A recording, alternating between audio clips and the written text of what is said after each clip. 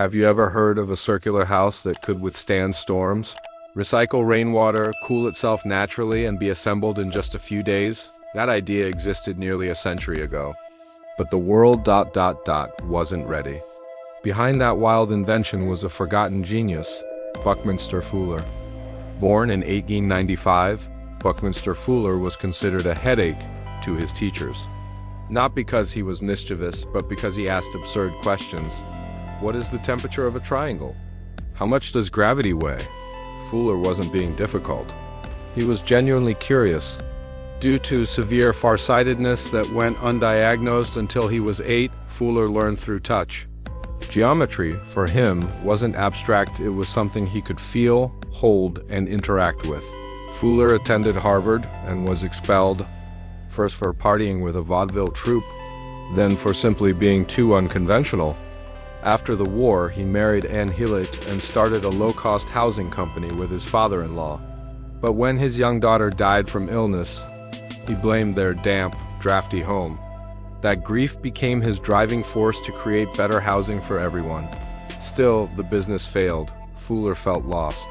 One day, standing on a bridge, he considered ending it all, but then he heard a voice in his mind. You do not have the right to end your life. You do not belong to yourself. You belong to the universe. From that moment, he stepped away from the edge and dedicated the rest of his life to serving humanity. Fuller didn't call himself an inventor, he called himself a comprehensive anticipatory design scientist. He didn't just invent, he tried to redesign everything, homes, vehicles, maps, so that people could live better with less. His most famous creation was the Geodesic dome, a lightweight, ultra-strong structure that could cover large spaces with minimal materials. It was used in world expos, military bases, and eco-homes, but that was just the beginning. His biggest dream was the Dymaxion House. Dymaxion was a word he invented blending dynamic, maximum, and tension. This unique round house could cool itself through natural airflow, collect and recycle rainwater, expand and contract living spaces, be packed into a steel tube, shipped on a truck, and assembled in days, include automated closets and mist-based water-saving showers. The entire house weighed just 3,000 pounds. In theory, it could become the universal house, cheap, clean, durable, and fast to build. Fuller once said, "A house should not require us to serve it. It should serve us," because the world wasn't ready. The Dymaxion House looked too strange, no square rooms, no roof tiles, nothing that resembled a home. To many, it looked more like a spaceship than a place to live. It also lacked personalization. The house was a fixed system, you couldn't remodel it or make it your own. It was brilliant in theory, but it didn't feel human. Repairs were another issue. There were no spare parts at your local store. Everything was custom, and only a few people knew how to fix it. The technology of the time couldn't support Fuller's vision either. Features like fog showers and automated closets were ahead of their time and too expensive. But the biggest problem was Fuller himself. He kept redesigning, he wasn't satisfied. He wouldn't release it until it was perfect, and so it never reached the world. Only 2 Dymaxion houses were ever built. One was displayed. One was lived in, and the family who lived in it, they loved it. But love alone wasn't enough to change the world. During the 1960s and 70s, Fuller traveled the world giving marathon lectures 6 to 7 hours long, speaking at the speed of thought. No script, no slides. He simply shared ideas and invited audiences to solve global problems with him. He once envisioned a giant dome over all of Manhattan to control the city's climate. Sounds insane? Maybe, but theoretically it was possible. Fuller died in 1983. He never became a billionaire. No mega corporation bears his name, but his legacy lives on.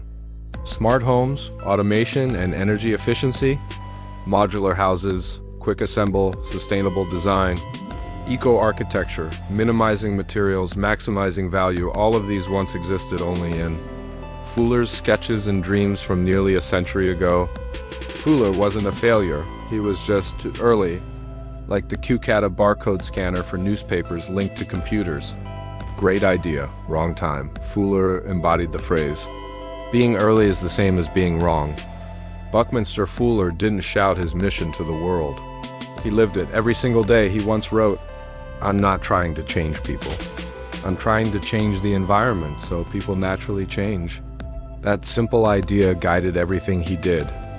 To Fuller, the best way to help humanity wasn't by preaching or persuading, it was by redesigning the systems we live in. Create better tools, build better homes, shape better cities, and people, by living in those improved environments, would become better themselves. It's why he even took on something no one asked him to fix: the world map. Most maps distort reality. Continents are stretched, countries shrink or swell.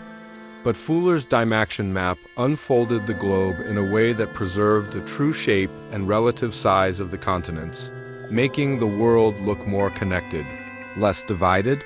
Nobody paid him, nobody asked for it, but he did it anyway.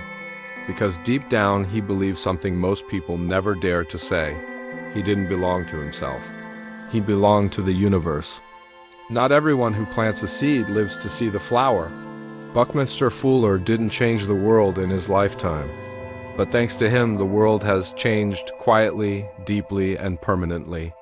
If you've ever had a crazy idea no one believed in, a project that failed, or a dream that made others laugh, remember, Fuller faced the same. And today, we live in a world that looks more and more like what he once imagined. If you enjoyed this story, don't forget to like, subscribe, and share this video so I can keep telling more amazing stories about brilliant, eccentric minds like Buckminster Fuller. Tell me in the comments, have you ever had an idea people thought was crazy? I'd love to hear about it. See you in the next video.